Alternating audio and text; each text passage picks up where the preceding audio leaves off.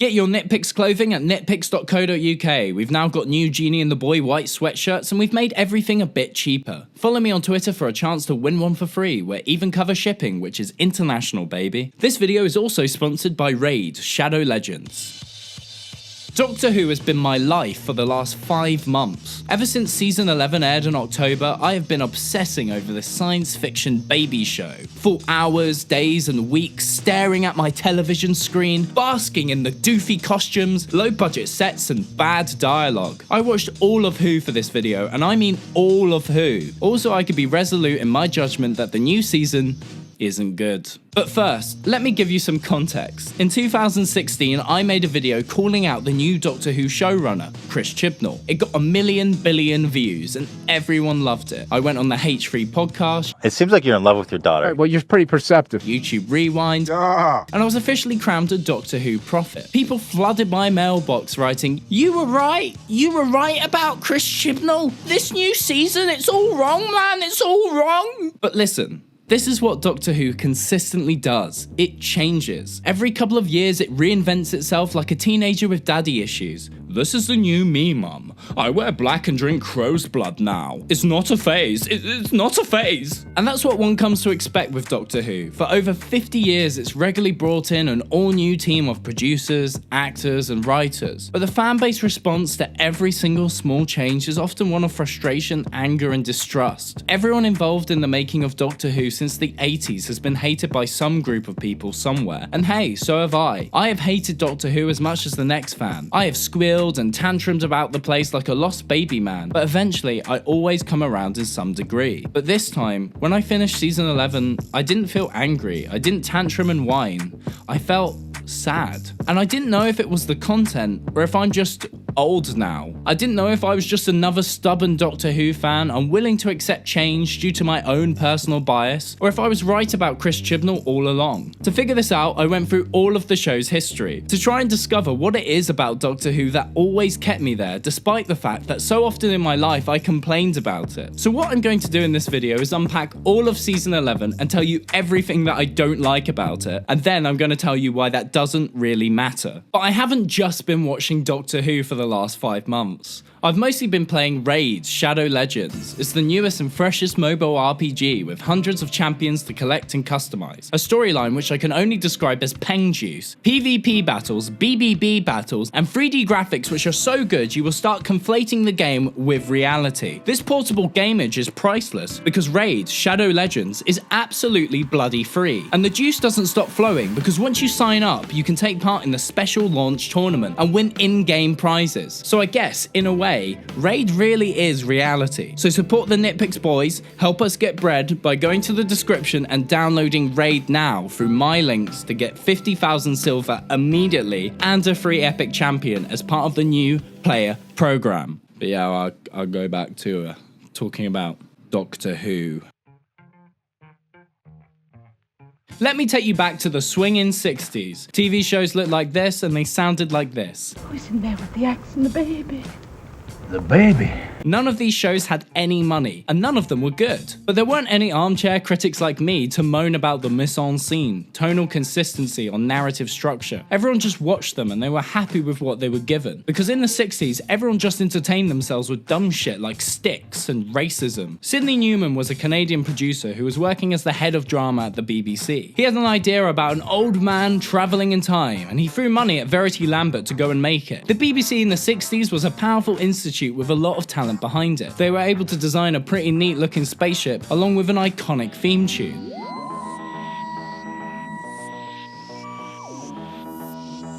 Hell yeah. The first Doctor Who story is one where the Doctor and his companions go to the Stone Age and interact with cave people for a bit. I'm not even kidding. Absolutely nothing happens in it. But like I said, all of TV was bad back then. It's not like they could switch the channel and watch something more interesting. After spending time in the Stone Age, the Doctor and his companions get into the TARDIS and pop to a different planet in the future. It's here they come across the Daleks! A race of alien Nazis that want to murder anything that isn't them. This scared the absolute shit out of everyone, and it made Doctor Who a household name in the UK, forcing tons of young, impressionable 60s kids to hide behind their couch, which, by the way, did anyone else's parents who watched Doctor Who say they hid behind the sofa? Because mine did. And I know lots of people whose parents have told them that. Like, it all stems from childhood, really. I can remember, like most kids in my generation, hiding behind the settee. what the fuck is that about? Who hides behind a couch? Surely you just hide behind your pillow or something. And aren't couches mostly up against the wall anyway? Hang on. FBI, open up! Because the Doctor can travel anywhere from a school in 1963 to the Stone Age to an alien planet in the far future, the writing staff were only limited by the budget at that time. Within the first 3 months of the show's origin, it was clear that the quality of the show was infrequent. Every time someone sat down to watch a new Doctor Who story, they had no idea if they'd be getting a tightly scripted piece of science fiction masterwork or something that was boring as fuck. Doctor Who carried on for 3 years, maintaining its popularity and continuing with its hit or miss mentality. As the years went by, the writers, production staff, and most of the cast members were replaced. The Doctor would frequently swap out his companions as often as I changed out the piss bucket that's under my bed, which is a lot. The only person who couldn't be swapped out was William Hartnell, the actor who played the Doctor. The straining filming schedule was taking a toll on his health. The show was a national hit, but they couldn't have Doctor Who without the Doctor. It was here that Sidney Newman came up with another genius idea. He was quoted as saying, "Hey guys, this Doctor guy is an alien. Let's just make him change his face. Change his face.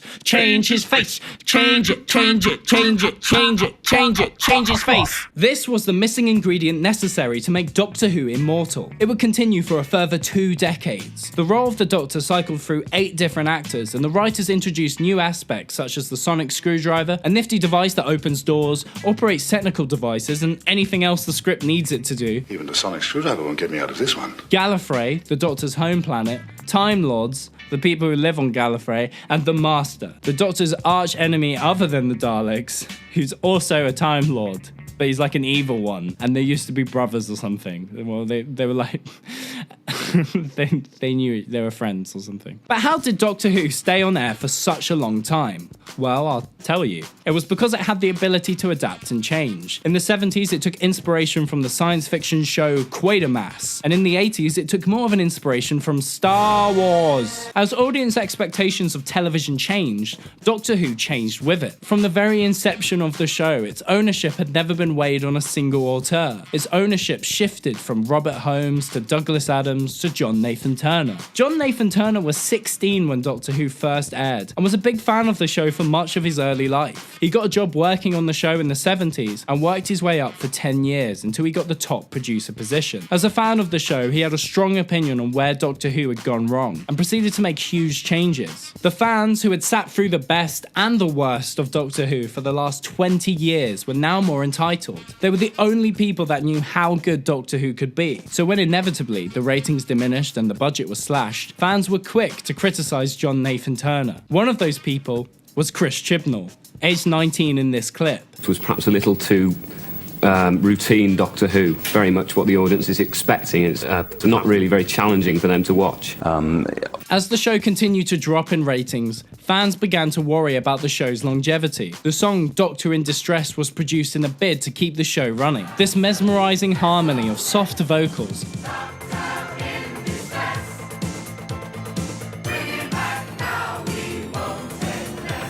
was sadly not enough to stop Doctor Who from being cancelled 4 years later. The fans festered like prison wine for over a decade, writing fan scripts and fan books and fan audio dramas. A group of Doctor Who fans even made a fan film with long-term fan Paul McGann. But in that 16-year gap, TV had changed. Television now had showrunners, auteurs that would oversee all the creative aspects of the show, like David Chase would for The Sopranos, David Simon would for The Wire, and Josh Whedon would for Firefly. Though John Nathan Turner is seen as the man behind Doctor Who in the 80s, he never wrote a single episode, he just sort of shaped it. He didn't have much control over the show though, as he was forced to fire Colin Baker, and was always jumping through hoops to appease the BBC. For the first time in Doctor Who's history, a single auteur would step in and take control of both the writing and production of the show. In 2005, Big Boy Malloy, Russell T Davies, stepped in, brought Doctor Who back from the ashes, and made everyone love it again. We went for a rebirth of the Doctor, the Daleks, the Cybermen, the Master, they were all birthed out in glistening high definition by one huge Welsh Doctor Who fan. And just when Doctor Who had been restored to the height of its popularity, he bowed his head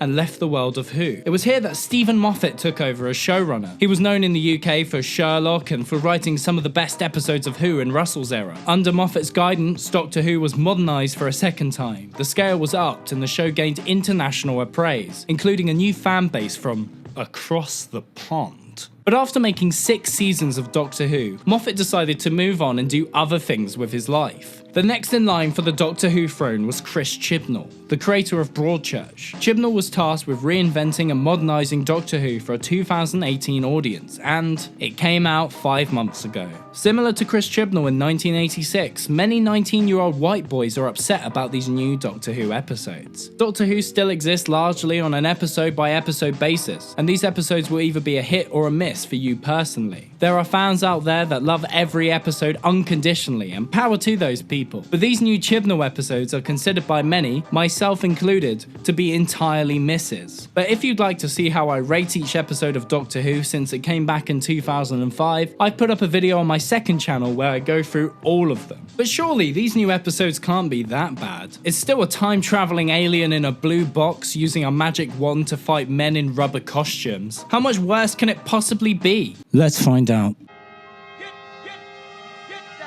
The most important day in any Doctor Who showrunner's life is their first episode. This is their pitch to us, the audience. It lays out the groundwork for what we can expect from their vision of Who. It's essential to get right if you want to lessen the inevitable onslaught of a fan base who all think they can do it better than you. Both Russell T Davies and Stephen Moffat understood this and pulled out some major peng juice in their episodes Rose and the 11th Hour. These episodes masterfully introduce the characters, tone and genre. In Rose, we are introduced to Rose, an average 19-year-old London girl, going about her day in these quick, punchy edits, which allow us to piece together the type of life she leads. Everything's quite normal until she's asked to go down to the dark, dingy basement. Tension builds as we see shop mannequins slowly start to move. As they stagger towards the frightened, vulnerable Billie Piper, it looks like she's done for. But then, at the last minute, a cheeky northern man in a leather jacket grabs her hand and saves her. Boom. The Doctor, with a companion, running away from science fiction monsters, all while exchanging snappy, witty dialogue. This is Russell T Davies' pitch for Doctor Who. It's his vision of the show in a nutshell, and we're only 5 minutes into the very first episode. It's concise and to the point. The relationship between the Doctor and Rose is the focus of the episode, and the emotional crux of the whole season. I'm the Doctor, by the way. What's your name? Rose. Nice to meet you, Rose. Run for your life!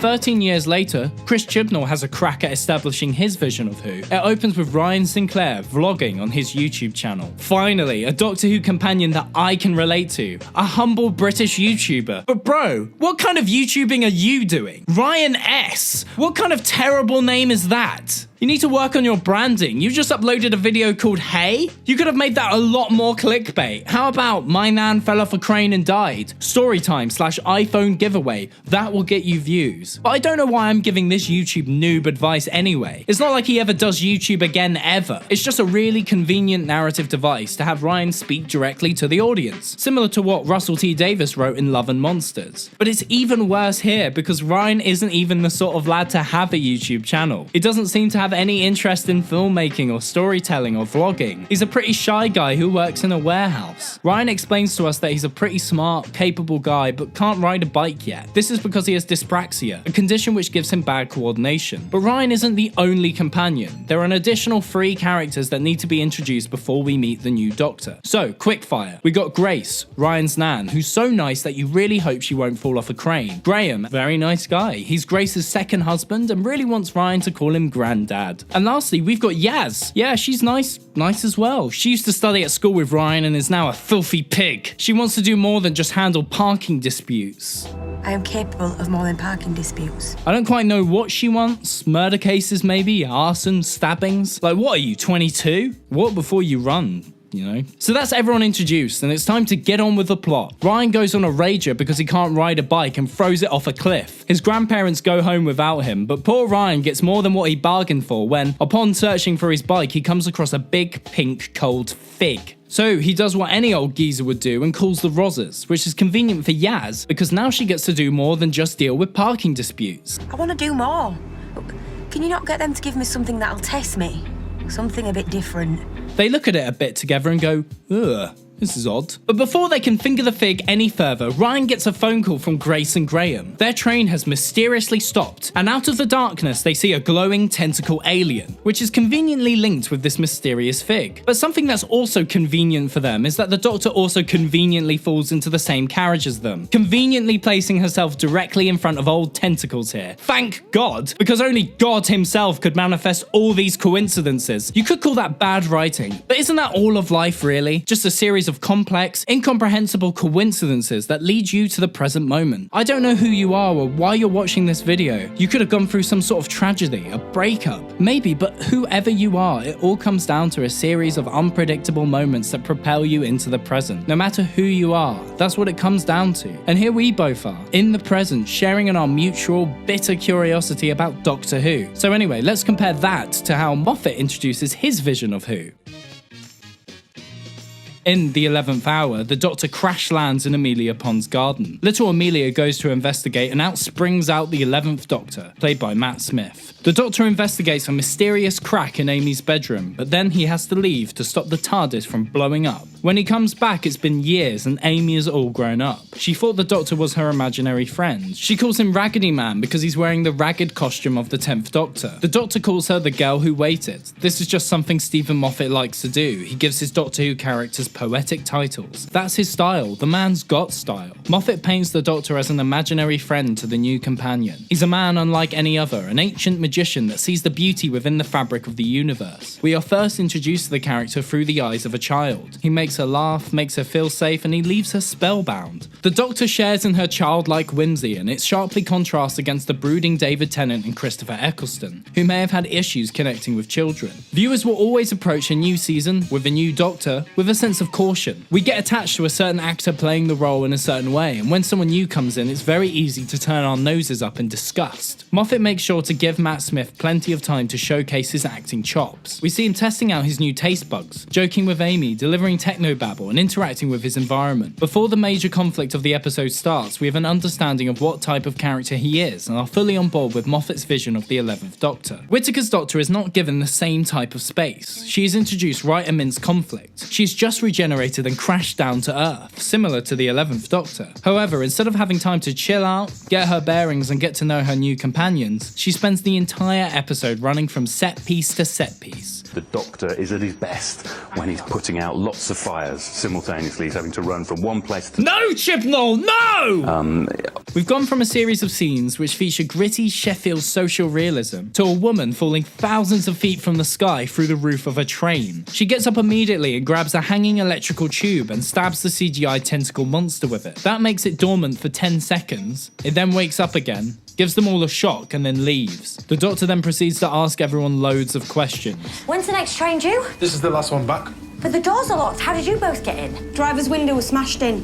What's your name? PC. You ask a lot of questions, Morty. Not very charismatic. It makes you kind of an underfoot figure. The Doctor asks if anyone's seen anything else weird tonight, and Ryan and Yaz know what's up. That weird fig thing from earlier. So they drive all the way back and it's vanished. Where'd the fig go? Well, this guy has it and he films it and stares at it for a bit.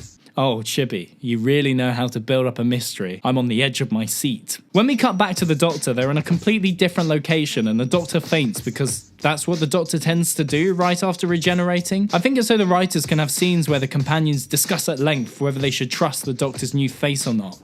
I thought I knew him, Mum. I thought me and him were... And then he goes and does this. You said renewed, he doesn't look renewed, he looks older. You thought he was young? He looked young. Both Russell and Moffat chose not to do this with their first Doctors, because when you've got people that have never met the Doctor before, there's nothing to really talk about. The third Doctor, played by John Pertwee, was asleep for almost a whole hour before he got up and did anything. But then when he does wake up, he sneaks around the unit base, pretends to be a showering soldier, and then when no one's looking, he steals some clothes, steals a car, and then this is his first real bit of dialogue. All right, I suppose you want to see my pass. Yes, well, I haven't got one, and I'm not going to tell you my name either. Now, you just tell Brigadier Lethbridge Stewart that I want to see him. Well, don't just stand there arguing with me, man. Get on with it. What a fucking nutter. Within a few minutes, the Doctor is introduced as a character that's intelligent, cunning, devious, childish, and assertive.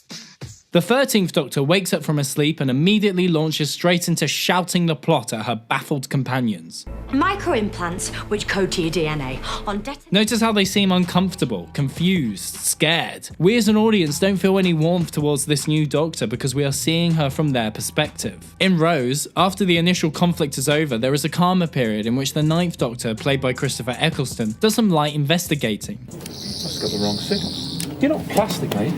There's a strange man in my bedroom. Yes, there is.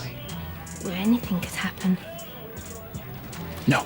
That won't last. He's gay and she's an alien. These interactions allow you to grasp what his sense of humour is like, his general disregard for social norms, and what excites him. Russell uses a tool to characterise the Doctor that Chibnall has entirely overlooked. Comedy. Russell and Moffat use comedic dialogue to characterise their Doctors, and it makes us as an audience warm to them like a piping hot cup of joe.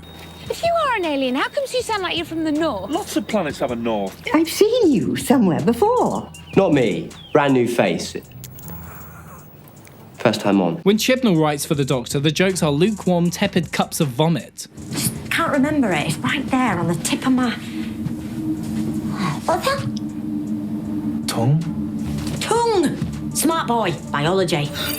I reformatted your phone. No, all my stuff's on there. Not anymore. The Doctor explains that they've all been injected with DNA bombs by that tentacle thing. The DNA bombs will rewrite their DNA completely and kill them all in 10 minutes. Only joking, there's no countdowns in this one, boys. Chibnall's over countdowns. The bombs can go off at any moment, but for some unknown reason they haven't yet. The Doctor tracks the signal back to the tentacle monster and they all leave to find it. And that's the end of the scene. Its entire purpose is to explain all of the plot to get them to the next scene. The scene is surface level and has no depth to it. But this is Doctor Who we're talking about. It's hardly The fucking Wire. How much depth can you expect a scene in Doctor Who to have?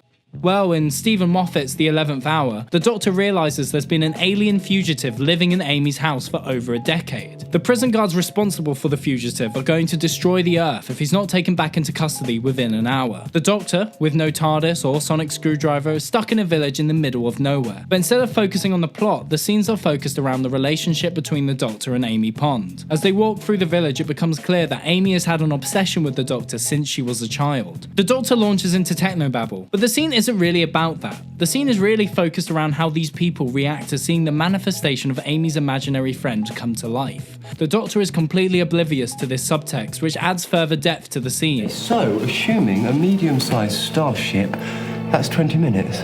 What do you think? 20 minutes? Nurse boy, give me your phone. How can he be real? He was never real. Phone, now, give me. It was just a game. We were kids. You made me dress up as him. We've got 20 minutes. 20 minutes for what? Are you the Doctor? He is, isn't he? He's the Doctor.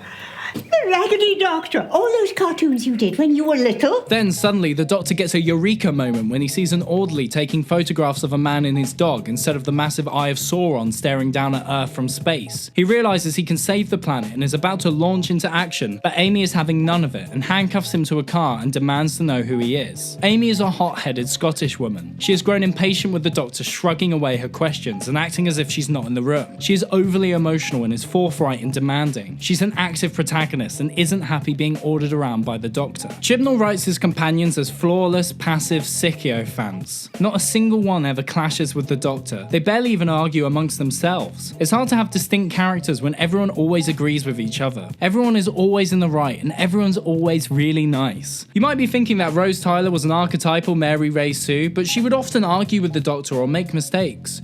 You were right, you are alien. Look, if I did forget some kid called Mickey... Yeah, he's not a it's kid. because I'm busy trying to save the life of every stupid ape blundering about on top of this planet, all right? All right. Yes, it is. Companions are important. They're the characters we personally relate to in a Doctor Who story. Their knowledge of the universe fits in with our own, and they serve as a narrative tool. They're asked questions about their environment, which produces expositionary dialogue. They'll often ground a story more in reality, as their contemporary attitudes and ideals will contrast with the science fiction genre. They'll often act as a moral compass for the Doctor, questioning what's right and what's wrong. The Doctor is hyper-intelligent, immortal, and a time traveller. It's hard to feel any genuine tension when the leading character is so OP. It's the companions that are emotionally and physically vulnerable, and it is them who we connect with. The emotional stakes are judged not through the large-scale visual effects, but by the level of conflict that's exerted on the companions. When Russell T Davies brought back the Master in Season 3, he takes over the planet and murders 10% of Earth's population. But what gives the episode high emotional stakes is that Martha Jones's family are kidnapped and tortured for a year. We've never seen Martha challenged and tested this much before, and is a great example of how companions provide that much needed emotional anchor in an episode of Doctor Who. In Chibnall's vision of Who, the Doctor talks to all three of her companions in exactly the same way. She's warm to them, she's kind, and she humours their questions. But there's a lack of intimacy. I never understood what she genuinely likes about them, or why she enjoys travelling with them. This first episode was dying to have a scene in which the Doctor gets to know them on a personal basis, something that made her friendship with these three normies tangible and genuine. But instead of developing the core characters, Chibnall's priority is in developing the half-baked plot of his first episode. As we watch this rando stare at this huge fig some more, the fig opens up and some Power Ranger looking geezer crawls out and stomps over to the rando, who's all like, "What happened to my sister?" And then the alien that was in the fig kills him. But I know what you're asking. Tentacles? Power Ranger boy? DNA bombs? What the fuck is happening here? Well, one of Graham's mates calls him up and tells him about some shady electric shit that's going up on this building. The Doctor and her crew get there and discover the tentacle alien isn't actually an alien at all, but more of a bioorganic data collecting MacGuffin. It holds the data of one of the guys from the train earlier, you know,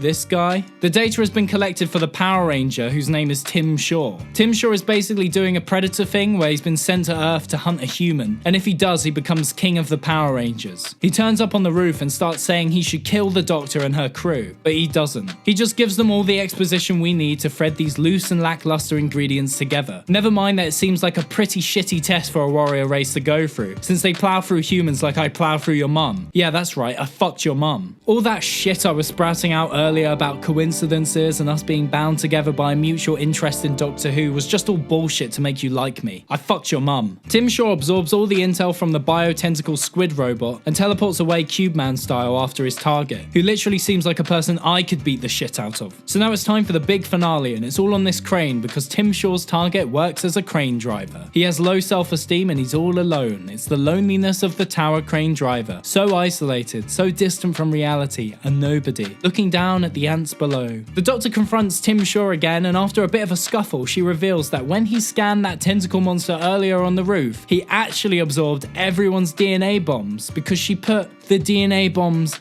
in the tentacle thing with her screwdriver. And he absorbed the DNA bombs when he absorbed the data, and he didn't know. He was tricked. He was tricked by the Doctor's cunning. So he's filled with DNA bombs and he teleports away just as the bombs are going off. Oh, maybe he'll come back later in another episode. Maybe Tim Shaw will be a universally loved and acclaimed Doctor Who villain, because he's just such a well-conceived and interesting antagonist. Ryan's grandmother Grace is up climbing the crane and she's trying to stop the squid from hurting people, and she falls off the crane and dies. There's a funeral, which must have happened immediately after because the Doctor is invited to it despite not really knowing her very well. Then the Doctor gets her clothes from a charity shop, and then she tries to teleport to her TARDIS on her own, but instead she accidentally teleports everyone in the room to the middle of space. That's the cliffhanger we end on. This episode could have been made a lot tidier if it cut out all the fat and made the narrative components simpler. If you want to do a story about an alien warrior that needs to hunt a specific person, why choose this rando crane driver? Why not go for Ryan, Yaz or Graham? Follow a Terminator structure with the Doctor acting as a protector for the target, constantly evading danger and trying to figure out the mystery as to what's happening. When you start involving DNA bombs, giant pink figs, and a subplot with this guy and his sister, you're just wasting valuable time and cluttering the story with crap.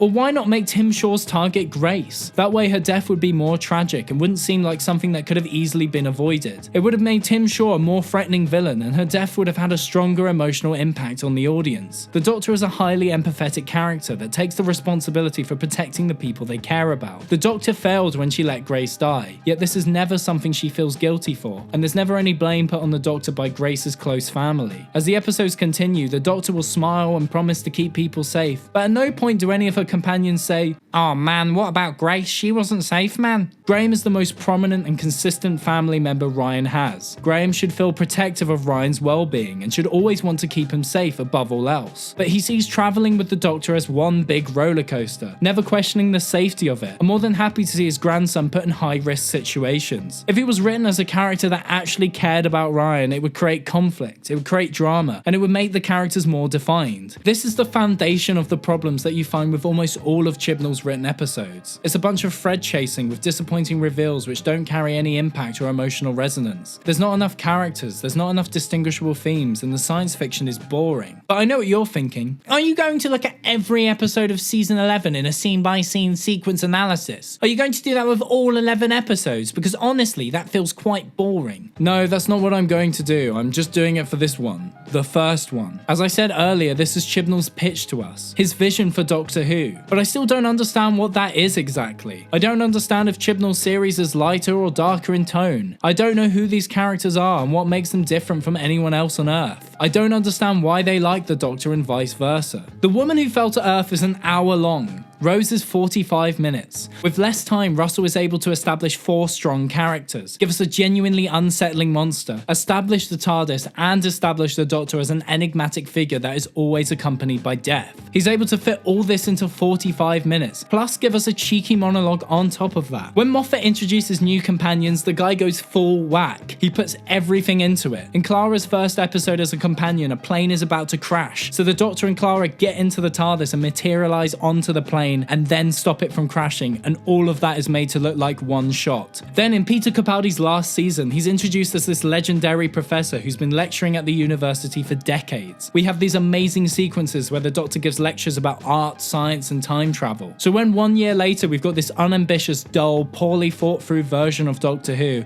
it just bloody depresses me. It's like the show has been drained of fun, colour, and enthusiasm. But is Chibnall to blame? Or is the issue more to do with what's in between the Doctor's legs? The Doctor has been a big old blokey bloke for a long time. Forever actually, until now. Now he's a woman with a big old vagina between his legs. But that's not a big deal, right? That won't change anything, right?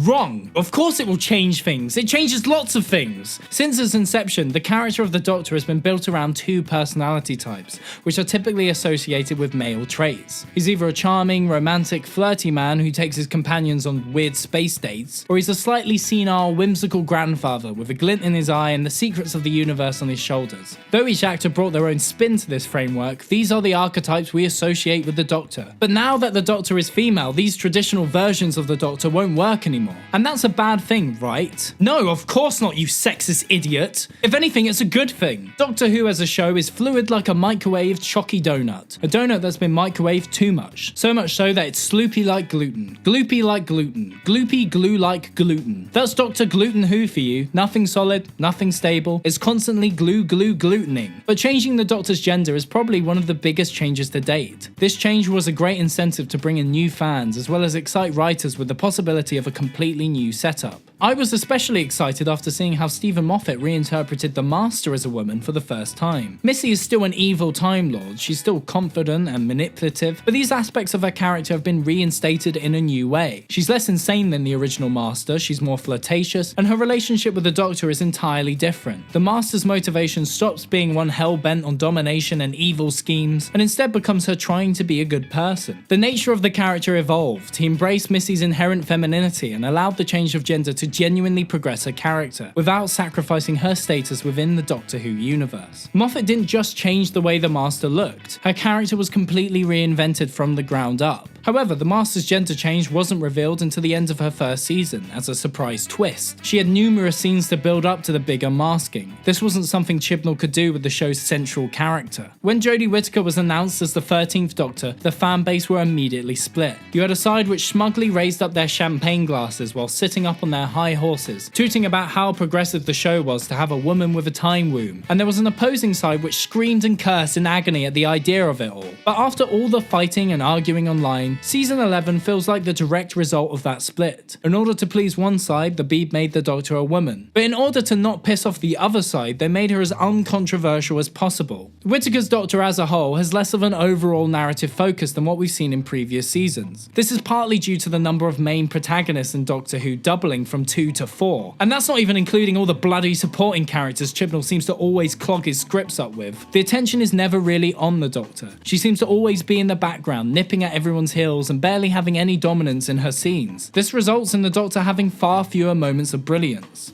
But let's break down the 13th Doctor as a character. She's childish, she speaks her mind in short, quick sentences, and she's very easily excitable. Most of the humour with her character comes from her being socially awkward. All these traits are commonly associated with the Doctor, but it's as if she's been undercooked. She lacks the ego, the flair for the dramatic, the wit, the flirtiness, the leadership, the broodiness, and that tinge of tragedy. Russell and Moffat built on the Doctor's god complex and would often paint him as a mythological protector that's always accompanied by death. Chibnall's vision of the character doesn't seem to have the same level of ambition for complexity, but does stripping the Doctor of these traits make her character less compelling? Not necessarily. The show is constantly being reinvented, and I welcome a showrunner coming in and changing things up. But there's nothing new or game-changing about the characterization of the 13th Doctor. The only thing that makes her different is her biology. Smart boy, biology. Chibnall hasn't taken advantage of the Doctor's newfound femininity in any way. It's pretty much ignored apart from the odd line here and there. It's as if the Doctor is trying to ignore her new gender rather than embrace it as Missy did. If her womanhood had been embraced in the writing process, we could have had an entirely new approach to the character. I'm not saying that it should have been this way. However, the Doctor has always been a gendered character and displayed traits that coincided with his regeneration. Not just in relation to gender, but age and even class as well. A female Doctor could have signified a new direction for the character to go in, and that change in characterization could have led to an entirely new approach to how she handles conflict. We could have had a Doctor who's good at spying or assuming false identities. She could have been depicted as a germaphobe, finicky, or easily grossed out by things. She could be written as materialistic, sensitive, or tactile. They could have heightened her sense of empathy, even make it a part of the Doctor's character to adjust to the change after being a man for so long. The obvious idea is to make her more of a mother figure, to juxtapose the parental role that the Doctor traditionally portrayed. The kind of mother who can murder shit with a sonic screwdriver. Television shows like Fleabag or Orange is the New Black tackle female issues and embrace the sociological differences that exist between genders as a strength. They show how femininity can be grotesque or violent or horny. The interactions, motivations, and flaws these female characters embody are different to the ones normally written for men. He says he'll only talk you through potential proceedings if you go for a drink with him. What? I know. Outrageous. Stop smiling. I thought he was after you. So did I, but my hair isn't great at the moment. In modern television, less and less does one come across female characters who are present to serve simple functions like empowerment, or to simply give a male protagonist someone to save. And in fact, there are tons of examples of this being present even in the past. It's such a shame that the first woman to play the character of the Doctor, to be part of what is considered a British institution, has been pushed into a less leading role, and seems to have been directed to interpret her character as a less engaging middle ground between Matt Smith and David Tennant. Only this time they have removed any of the character flaws which they possessed. Even small quirky flaws which humanise the Doctor, like oftentimes he talked to his TARDIS as if he was a guy who was way too into his car. Look at you.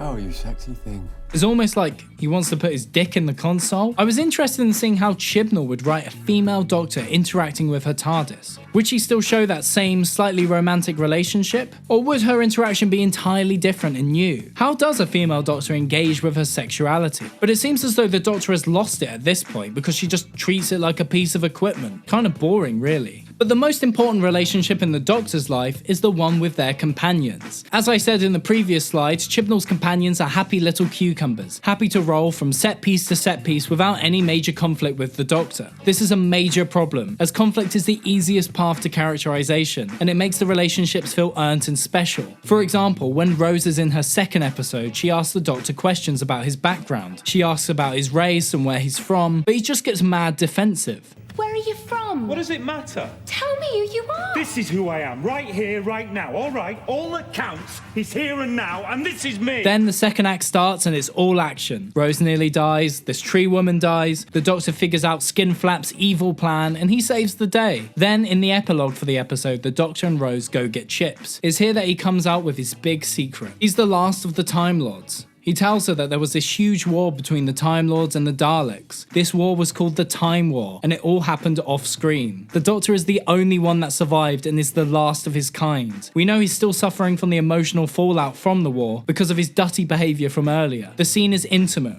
Rose has won over the Doctor's trust and their relationship has been strengthened. The Doctor has given Rose privileged information about himself that he wouldn't reveal to most people. Moffat does exactly the same thing in Amy's second episode. But Chibnall's version of the Doctor has no secrets, nothing personal to reveal, and her scenes with her companions lack that intimacy. Instead of writing scenes that aim to better define the central character of the show, the attention is put on developing the backstories of randos. In the Ghost Monument, this guy even gets an entire monologue. All the Doctor gets is a scene where she tells her new companions that she's failed and that they're all going to die. I'm sorry.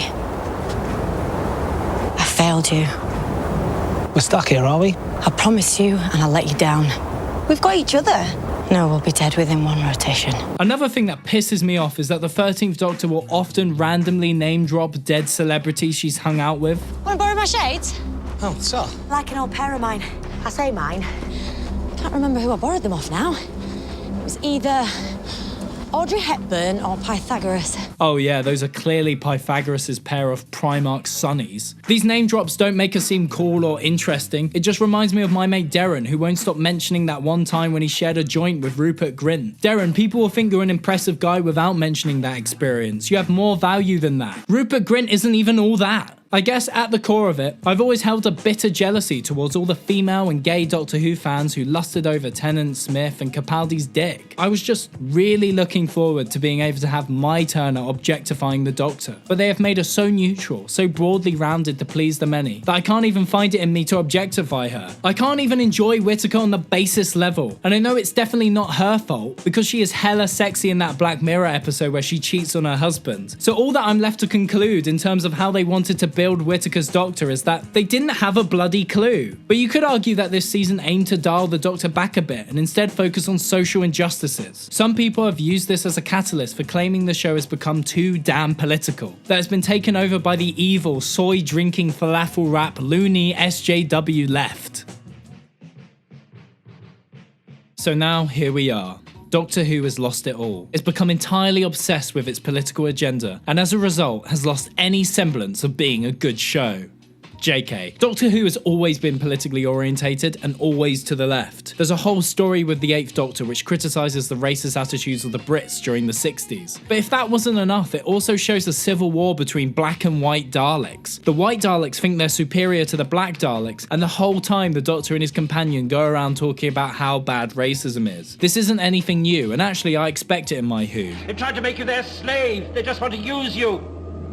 They are evil. The Doctor's agenda has always been one of peaceful conflict resolution, protecting oppressed cultures and criticising any forms of regressive opinions that are found throughout the galaxy. But that's not to say that this new season of Doctor Who has even made itself more political. There are only around 3 episodes that you could argue have a social political focus. These are Rosa, Demons of the Punjab and Kablam. Chibnall's 3rd episode, Rosa, is co-written by Mallory Blackman, who wrote the book series Noughts and Crosses. The Noughts and Crosses books are set in a parallel universe. This 21st century world is similar to our own, except race segregation is still prevalent. This makes Mallory perfect for writing a Doctor Who episode featuring Rosa Parks, the First Lady of Civil Rights, the mother of the freedom movement, and an activist who's best known for her pivotal role in the Montgomery bus boycott. This episode is definitely one of the strongest in the season, as it's not covered in Chibnall's bland, grubby fingerprints. All the scenes with Rosa Parks and Martin Luther King are engaging and well constructed, but more importantly, this episode dares to try something new with the show's format. In classic Doctor Who, the Doctor seemed to only want to travel with white people. For the 26 years it was on television, the writers never thought to bring in a companion of colour. I find this particularly strange as the show frequently articulates messages of tolerance and equality. It would have been controversial of course, but not as controversial as Uhura and Star Trek.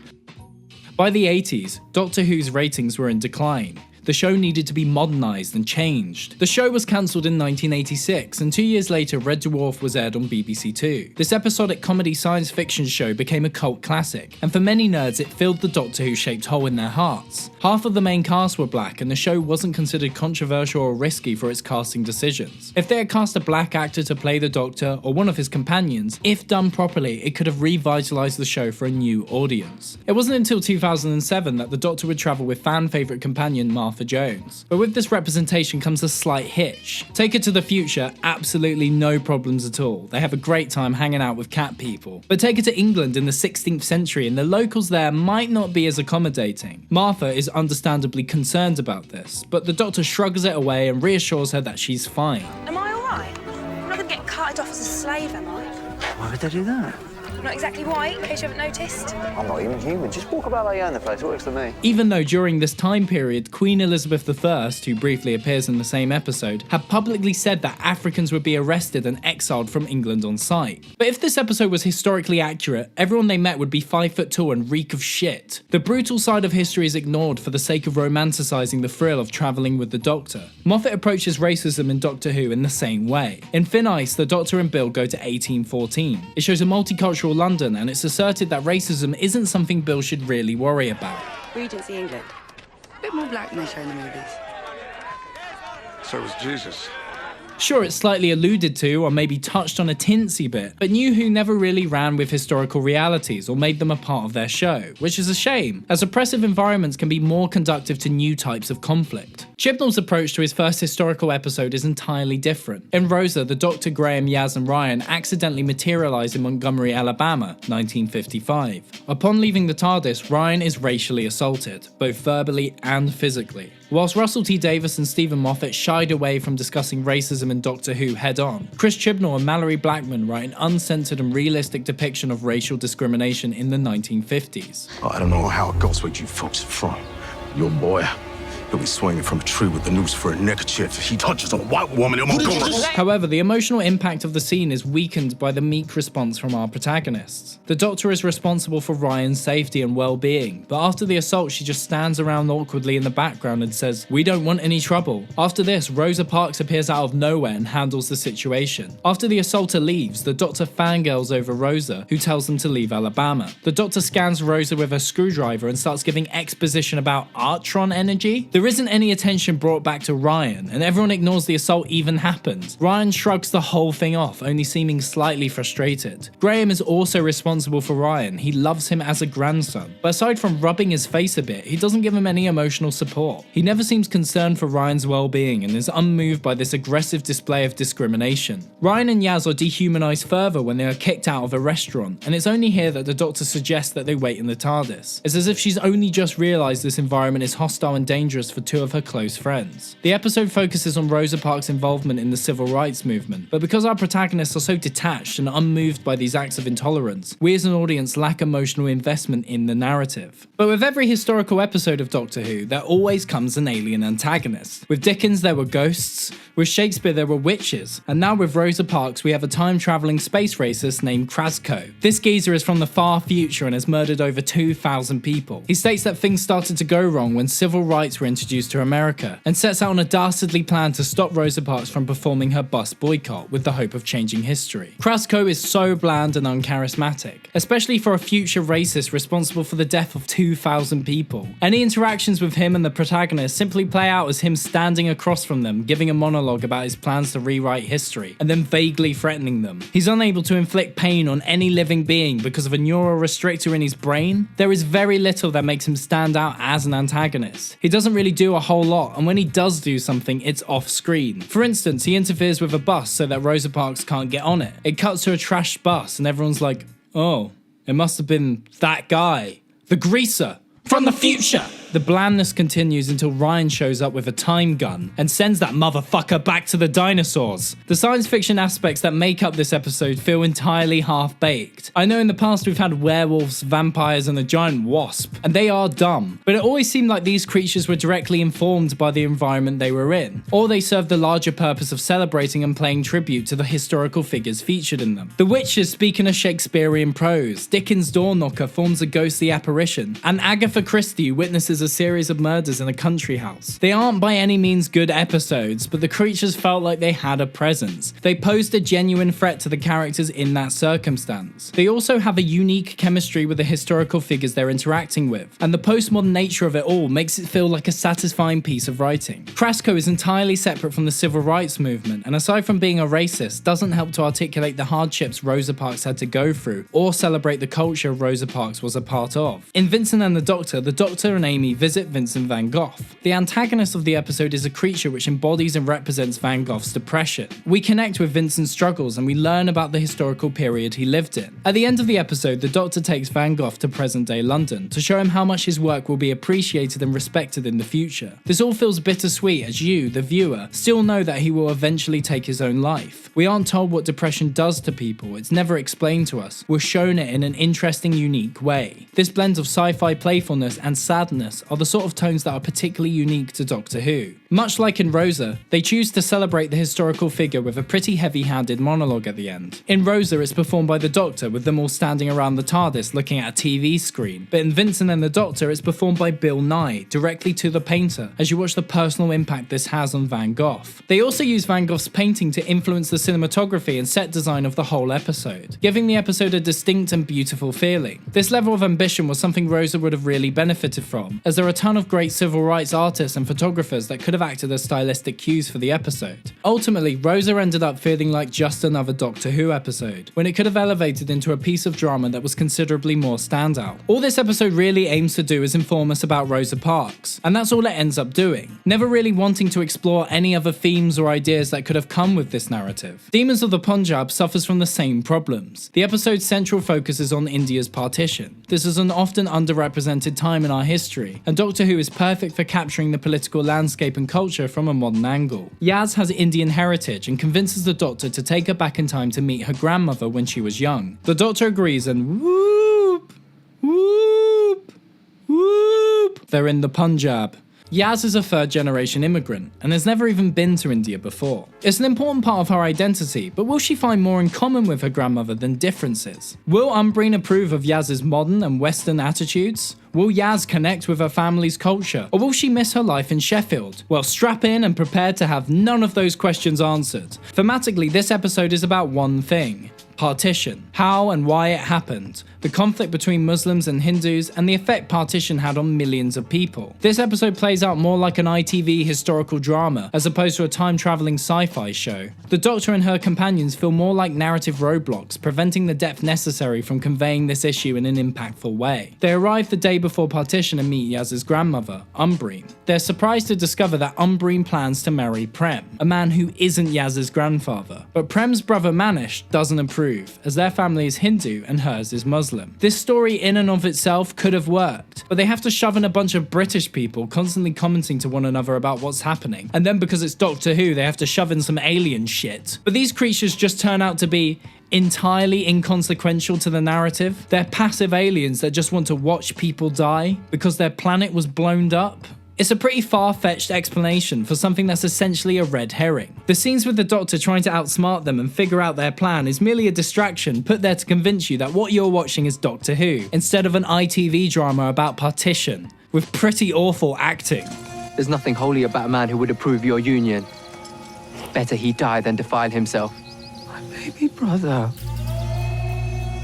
What happened to you? FBI, open up! In the very first Doctor Who serials of the 60s, there are a number of episodes that have been dubbed pure historicals. These are historical episodes that have no science fiction plot elements, and instead focus entirely on creating conflict out of the more realistic issues you could find yourself in as a time traveller. Both Rosa and Demons of the Punjab would have benefited from entirely removing the lame science fiction elements, and instead making their episodes revolve around the social political issues of the respected episodes. The writers of these episodes, Vinay Patel and Mallory Blackman, are well qualified to write about these historical events and social issues. You could not describe the approach to the political aspects of these episodes as virtue signalling, as they are clearly writing sincerely. But these people aren't science fiction writers, and it shows. The science fiction aspects feel forced and undeveloped. They are a bland detractor from the most interesting parts of the episodes, which are the social political themes and messages. So why not bring back the pure historical? This would allow the writers to fully focus on building a realistic, politically charged environment, and allow them to create engaging stories through that. But why the fuck would they want to get rid of the monsters? Don't you know that trying to break formula is fucking risky? We could lose viewership, you idiots! But what about Black Mirror? Black Mirror is a British science fiction show that has commented on social issues time and time again. The futuristic aspects of the show work hand in hand with making us see our own reality reflected in a dystopian future. Doctor Who will occasionally dip its toe into similar waters with episodes like Smile, Bad Wolf and Gridlock. Oh, and there was an episode in the newest season that did that. What was it called again? Oh yeah, Kablam! Remember Kablam? The one that looked good? We all thought, hey, Chibbywib hasn't written it. Those robos look pretty lit, and there's going to be some kind of social commentary on Amazon's working conditions. What could possibly go wrong? Oh shit, they're doing Toy Story 2. Ever worked in one of those Amazon warehouses? Yeah, I didn't think so. I did. I had to work 2 jobs to support my little squirt, YouTube and the Amazon warehouse. Or what we used to call it, the slaughterhouse. Day in, day out, wrapping up your deliveries. 200 deliveries an hour. A human conveyor belt. Only permitted half an hour breaks and given minimum wage. What is my purpose? Am I just another cog in the machine? I have a voice. I get home so exhausted I can barely stand. My son's staring at the dinosaur project screaming, "Play it again! Play it again!" I have a voice. I have a voice. I'm sorry, Charlie, there's no time to watch the dinosaur project because Doctor Who has made an episode about the very problem that I am experiencing. Taking down the titans at Amazon and empowering me as a worker. Finally, I have a voice. So the episode gets off to a good start. The Doctor and her companions arrive at the Kablam headquarters after receiving a cry for help in a package the Doctor ordered. The Kablam HQ is literally a planet which holds the entire production line of Kablam. The Doctor and her team apply as workers and split off into their different work areas, with the Doctor and Ryan working the conveyor belt, Graham in cleaning, and Yaz in the warehouse. From here we see the horrible working conditions which the people at Kablam are put under, as each of the companions befriend a different worker at Kablam. You see the fascistic regime that is enforced by these sinister Kablam robots and evil bosses. Whilst we were busy staring at our phones, technology went and nicked our jobs. Great conversation, guys. But unnecessary talking can lead to efficiency reductions. Why not pick up the pace a little? Come on, Kira. Re-engage brain if you can find it. Sorry, Mr. Sleuth. Hey, don't talk to her like that. It's okay. All the while, the workers are mysteriously disappearing. All these layers are built upon one another, and given the history of this season, but also all of Doctor Who, you feel like this would be an episode which would want to comment on the oppressive work regimes that have especially been in the news recently. So I was pretty surprised when the twist is that it's not one of the workers who needs help, but in fact the Kablam system itself. It needs help stopping a worker who is trying to program the delivery bots of Kablam to send out explosive bubble wrap to civilians. This desperate act of terrorism is in order to try and bring more rights and opportunities to human workers. You know, an understandable response to the horrible working conditions which everyone is under. The Doctor manages to save the day by blowing up all the robots, as well as murdering the worker advocating for more rights. She gives the Kablam bosses a slap on the wrist and they promise to try and improve things at Kablam so that this never happens again. Yep, great moves, Doctor. Have faith in the people who rarely seem to show much care or empathy for their workforce at all. I understand that the antagonist of Kablam was putting innocent lives at risk with his bubble wrap plot of terror, but often the Doctor is a character built on empathy and will often resolve conflict without killing people. That's why they don't carry a weapon with them, just a buzzing phallic device. In Kablam, we can understand why this guy's acting out. He's reached the end of his tether, he's young and just needs some talking to. I find it really strange that the Doctor just cold-heartedly offs the kid without even feeling bad about it. Even though the sci-fi elements of Kablam are all there and look good and feel good, the messaging seems all off. Having the Doctor working to protect a genuine system of oppression, a system which isn't far from slavery, feels so unlike Doctor Who. Last year, South Park aired an episode called Unfulfilled. This episode looked into the working conditions of Amazon workers and the societal role Amazon has on our day-to-day lives. Kablam could have easily made larger statements on the nature of consumerism and capitalism. These people live on a factory planet, they work all day, just to send their impoverished, penniless families some money, and they're supposed to be thankful for this job. The last season of South Park consistently explored social political issues from school shootings, child abuse and anxiety. The latest season of It's Always Sunny in Philadelphia explored gender, sexual harassment and homosexuality. Issue-focused art is what's popular at the moment, and that's not a bad thing. Like any kind of art, it can be done in a way that pulls your heartstrings and leaves you feeling better informed about the modern world we're living in. A great example of this is a short 3-minute film that looks into the social political issues surrounding Article 13, made by me. Wow! But just because your art is about something important doesn't make it good, or even necessarily interesting. In a world where making art with a political point has found its way into the mainstream, it is no longer enough to just raise these issues to our attention. We're being told about them constantly. You need to use form and have genuine creative ambition to find new and compelling ways to put these issues across. Otherwise, you just end up like most bad art, forgettable. And that's the last thing Doctor Who should ever be. However, it's not the individual episodes that make this season suck. It's the whole bloody package.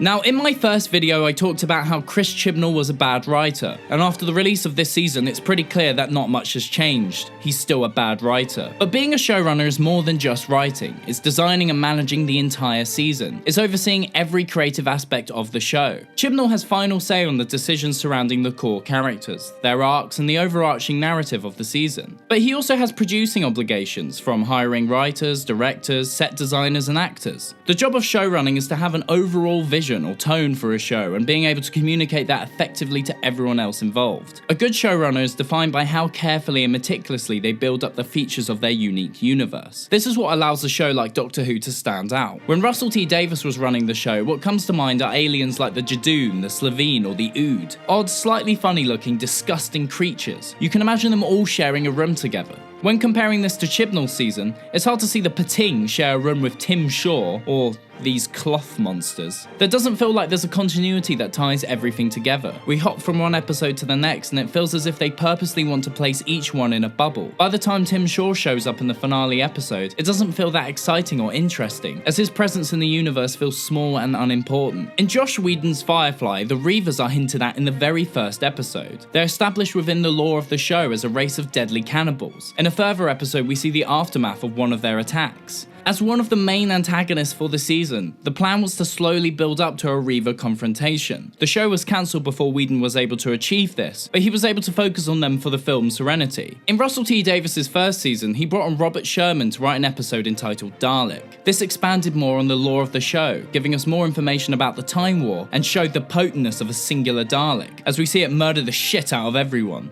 Then when it comes to the season finale, Russell brings in an entire fleet, thousands of the fuckers. This finale also takes place in the same location as a previous episode in the same season. It's been 100 years since the Doctor was last there, and the station has become an Orwellian dystopian nightmare. The Doctor is heartbroken to discover his involvement in the station 100 years prior is exactly what led to the very future he's found himself in. When it looks like all is lost, the Doctor sends Rose back home to protect her. It's here that she sits with her mother and Mickey, and realises she's unable to go back to her old life and leave the Doctor to die alone. That fight is happening right now.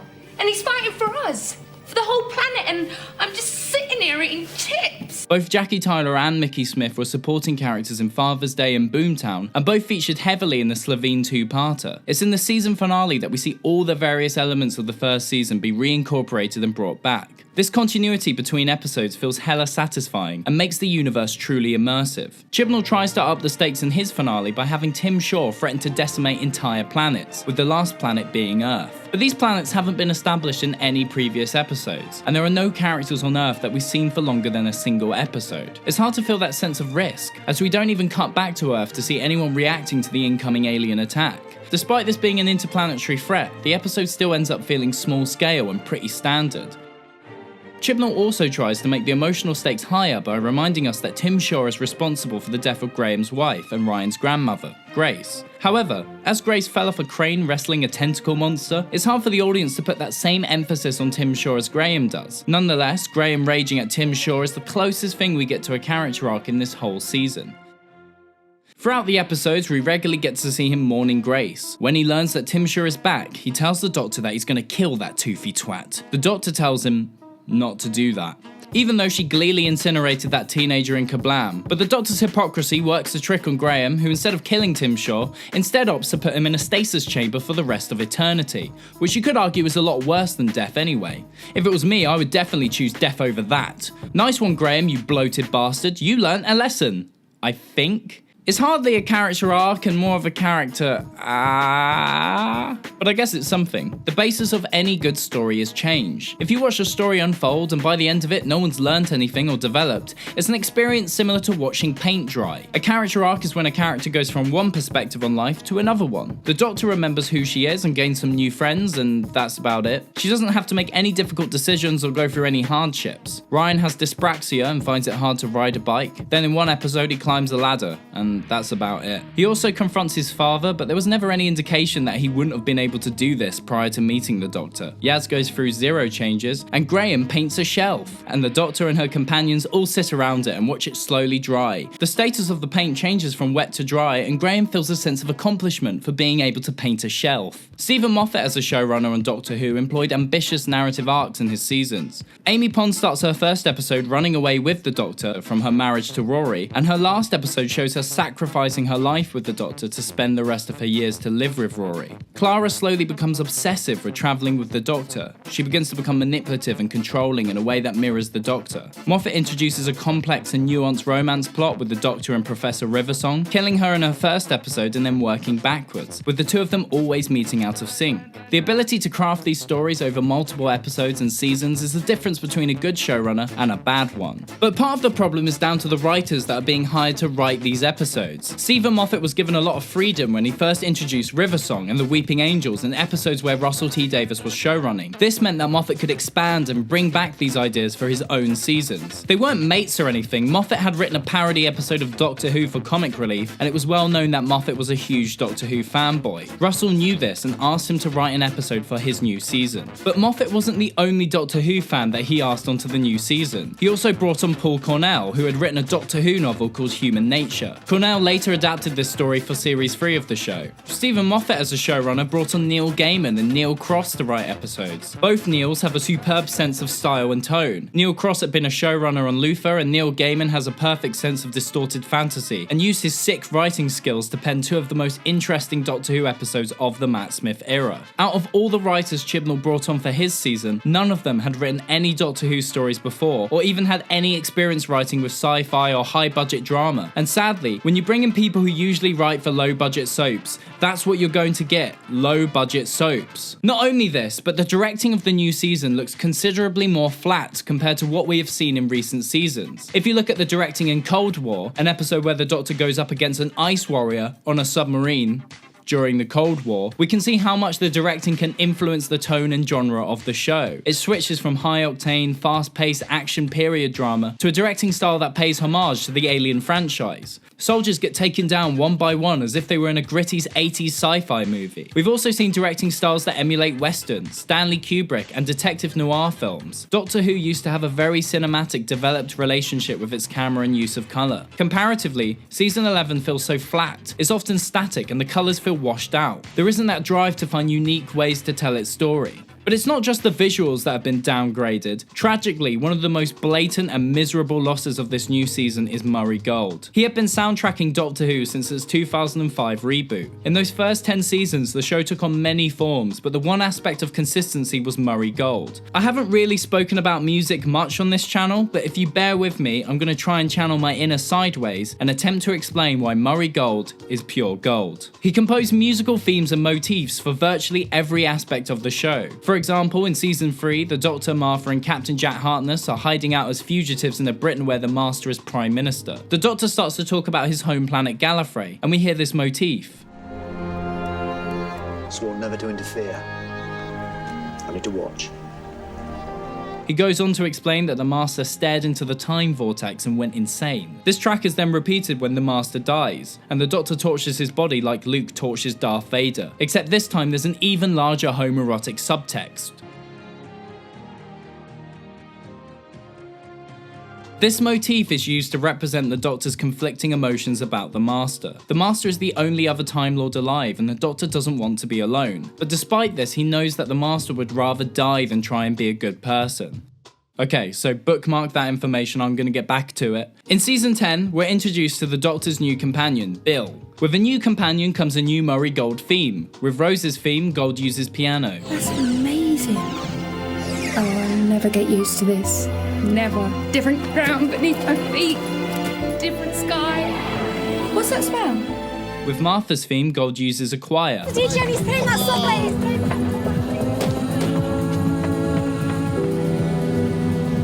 With Donna, we get strings.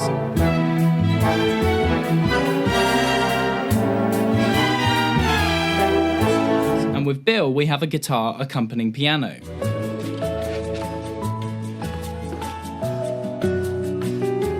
Later on in this season, we learn that the Doctor has been keeping the Master, now known as Missy, locked away in a vault. The Doctor and Bill get into deep shit when Bill gives these alien monks consent to enslave Earth. The Doctor and Bill go down into the vault to ask Missy to give them information to help them. She tells them that the only way to defeat the monks is to sever the psychic link between Bill and the monks. The only way to do this is to kill Bill. Missy goes on to tell the Doctor that his version of good doesn't conflate with her own, and that she'll never be the person he wants her to be. This scene is about the Doctor's conflicted relationship with the Master, but its emotional core is Bill's response to being told she has to be sacrificed to save the Earth. This is what Murray Gold does musically. He brings back the motif from 10 years ago. What did she say? Nothing. There's a way to defeat them. There is. Well, there is, but not that. Come on. And adds a guitar. Your version of good is not absolute. It's vain, arrogant, sentimental.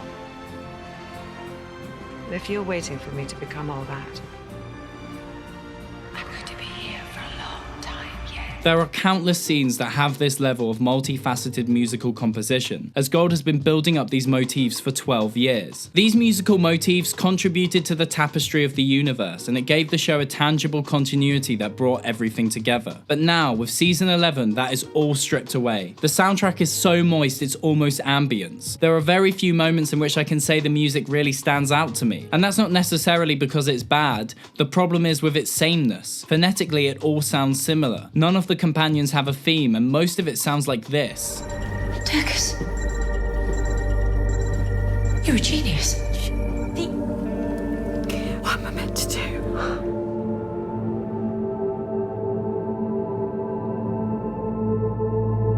If there had been a musical composition that was used when Grace died, every time it was brought back, we'd know a character would be thinking about her. It would remind us of her tragic death, and it would pull on our heartstrings. Before, when we saw the Cybermen, we'd hear these big, loud, imposing trombones.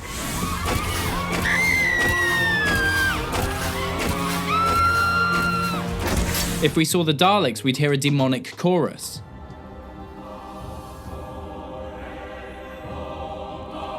And now, when we see Tim Shaw, we hear this.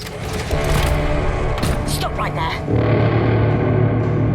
It sounds like a reverbed fart. Would it have really been that difficult to give the guy some kind of menacing motif that could be later reincorporated in the finale? Something, anything that could have given this show some sort of gravitas? But this is the problem with season 11. It's Doctor Who, but it feels drained of a lot of its ambition and energy that was present with the previous showrunners. With the previous 10 seasons, it felt like they had a thought-through plan, goals they wanted to achieve with narrative and scope. There seemed to be a real deal of passion behind the show. But now, it feels like it's scrambling for itself to try and find some footing. It feels rushed. But regardless of what's happening behind the scenes of production, I know one thing for certain. Showrunning Doctor Who is really fucking difficult. The production that goes into an episode of Doctor Who is nothing like any other long-running show. The level of craft and budget that goes into one episode of modern Doctor Who is the equivalent of most low-budget films. Can you think of any other television show that has this many sets, this many actors, this many special effects, this many fucking narrative strands to keep up with this much pressure? Every script has to be different and funny and scary and family-friendly, but also it has to live up to the expectations set up over decades of television. It can't repeat itself, but it also can't be too different, and the fans always complain. They are never satisfied. But despite all these hardships and struggles that come with making this show, all it ever really manages to be, at its very best, is average. Genesis of the Daleks is considered by many to be the best classic Doctor Who serial. It's Tom Baker at his best, and it's written by Terry Nation, the guy who invented the Daleks and wrote their very first story in the 60s. The episode gives the chilling origin story of the Daleks, and it has Sarah Jane Smith, one of the greatest classic companions. companions. It's pure peng juice and I love it. But if you grab someone randomly off the street, take them into your degenerate, dingy basement, sit them down on your pile of newspapers and force them to watch your limited edition Blu-ray of Genesis of the Daleks from start to finish, chances are they yawn themselves to death. They won't give a shit. It's dated now, it's slow and dialogue heavy, and that's the best classic Who has to offer. Then when you get to Russell T Davies, his first season is outstanding. It's funny, clever, it has great characters, but it still has farting aliens, a villain played by Simon Pegg who worships a CGI blob monster, and a romantic subtext with a 900-year-old alien man and a 19-year-old girl. Then you get to Moffat, and boy, oh boy, does he go full whack at times. Remember how I talked about his plotline with Riversong? Through multiple seasons and episodes, we're constantly questioning who this woman is and who she is to the Doctor. Moffat builds up to the grand reveal, and it's Amy Pond's daughter, who is also part Time Lord because she was conceived on the TARDIS. What? Oh, you know Amy's best friend Melody? No, I've never seen her before. No, she's always been there. We just never had her in any episodes before. That's weird. Why are you bringing in a new character out of nowhere? Surprise, she's Riversong! What? Why are you fucking ruining it, Moffat, you hack fraud? Oh, but wait. Let's just go back to Russell briefly. His last ever Doctor Who story is called The End of Time, and it's a Master story. The Master comes back from the dead and he keeps eating chicken, and he shoots lightning out his hands, and Donna's grandpa is in it, and loads of other old people. And the Doctor just keeps walking around and telling everyone he's going to die. The Master turns everyone on Earth into him.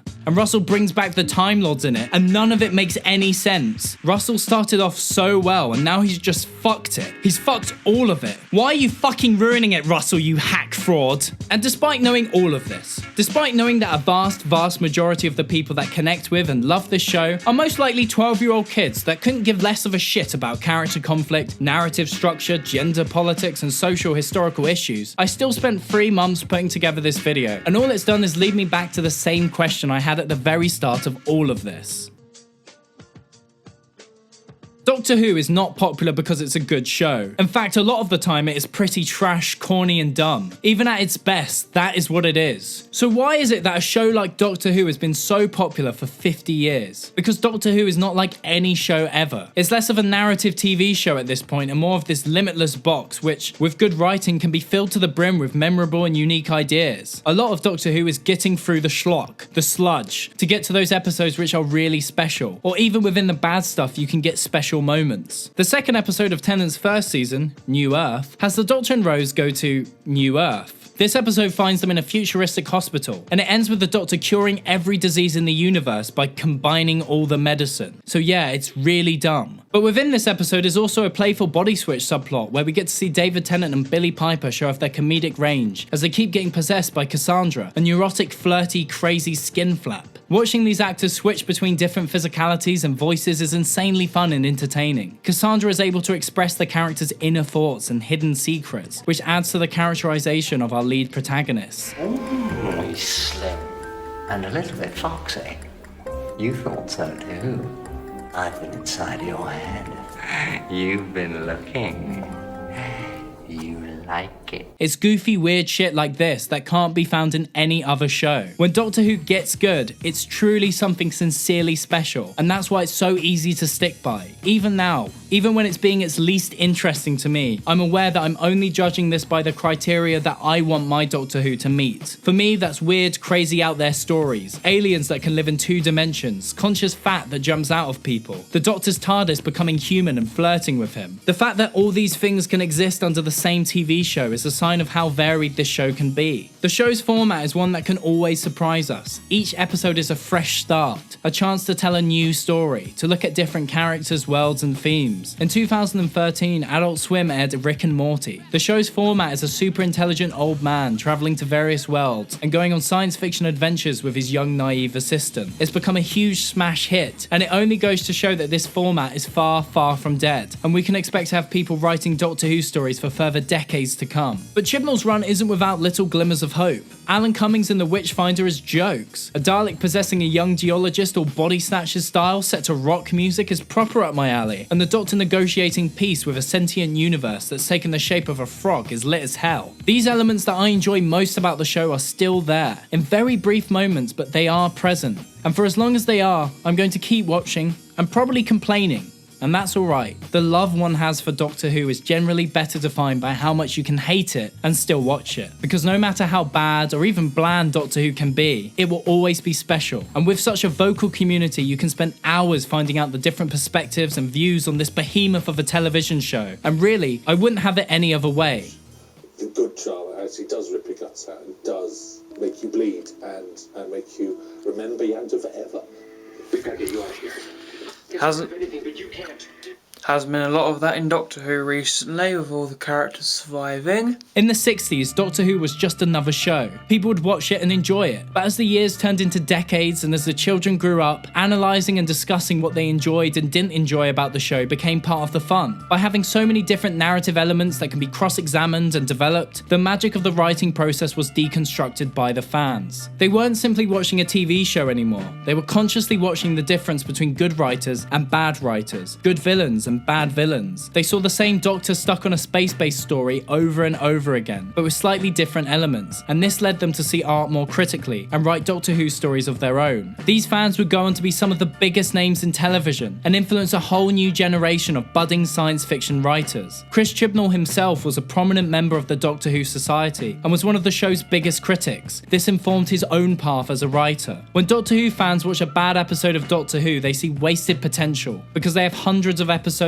novels and audio dramas to directly compare it to. Their desire is to watch a flawless season, something different but also familiar, out of this world, fantastic science fiction concepts, but also grounded in reality with finely scripted character drama and a sense of pathos. They want classic villains reinterpreted in new ways, but also brand new antagonists that will become iconic in their own way. This is impossible, as everyone's version of good Doctor Who is different. It's all subjective. The most popular, most viewed episodes of the show are all pretty mediocre stories that just so happened to be on television when nothing else was on. Or they were broadcast on Christmas when everyone at home was bloated with meat and drunk and just wanted to watch something familiar with the whole family. So in conclusion, season 11 of Doctor Who is badly written. The characters have nothing going for them. The science fiction elements are trash, and it lacks the vivaciousness we've seen in the previous 10 seasons. It might get better, it might not, but it doesn't matter because we've had 10 seasons of a pretty unique and wonderful television show. Peep Show had 9 seasons, Sopranos had 6, The Wire had 5, Dirk Gently's holistic detective agency only had 2, and Firefly didn't even finish its first season. Nothing lasts forever, and we've got to accept that. If you're bummed out about this new season, just go back and watch all of Who. That's what I did, and I had a great time. But there's still a ton of Big Finish audiobooks with the actors reprising their roles. There's Chimes of Midnight and Jubilee and Spare Parts and Human Resources, and most of these are on Spotify too. We've had an abundance of spectacular Doctor Who stories, and we'll get more in the future. Let's see what Chibnall produces next. If it sucks, at least we can analyse it and talk about it. At least that will distract us from the meaningless pit of existence. So yeah, it doesn't matter. Nothing matters. Make sure to like, subscribe, and let me know what you think down below. But be sure to start an endless chain of debates down there. If someone says their opinion on Doctor Who and you disagree with it, make sure to tell them exactly that. Just turn it into a war zone down there.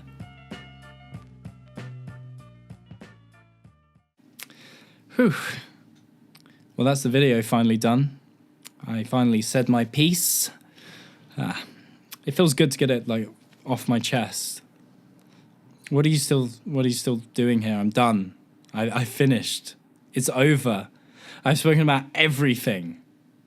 All right. Since you made it this far, I'll tell you a bit about my life at the moment.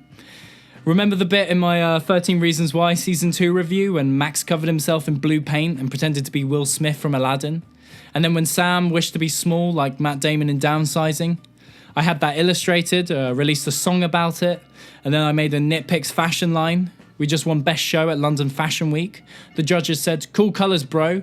Would be cool if the sweatshirts were available in white and they were a bit cheaper. So yeah, I've done that now.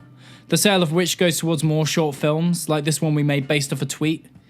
Speaking of tweets, you can follow me on Twitter, and if you reply to this pinned tweet, there's a chance that you can win a white sweatshirt completely for free. www.nitpix.co.uk. Get your genie tees and genie jumps. We ship internationally. And I've also got a second channel, Dick Pics, where me and Max have reviewed every episode of the Doctor Who since it came back.